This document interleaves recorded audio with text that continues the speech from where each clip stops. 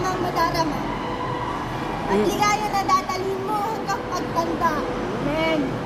Teka, bumalik tayo sa simula. Sa simula na kung saan 9 na buwan na ako'y dinala mo sa iyong sinapupunan.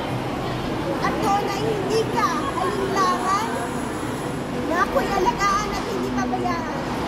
Kaya sa pagkakataong ito, hayaan mo ako na sampitin sa iyo ang salitang salamat. Salamat dahil patuloy na kami pinagabayan. Salamat dahil may isang ina na maaasahan. At salamat na sa kahit anong problema, kami ay malalapit, kayo ay malalapitan. Pero alam mo na hindi sapat ang salitang salamat sa lahat ng sakripisyo na iyong ginawa.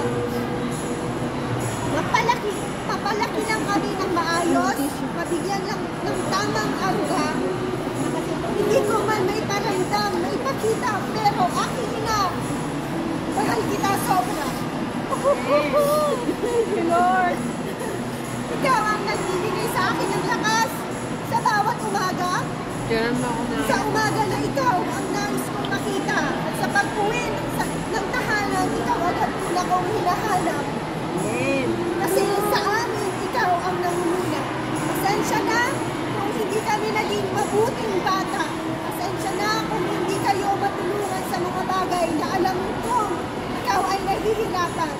Pero pangako sa oras na hindi mo na kaya, nandito lang kami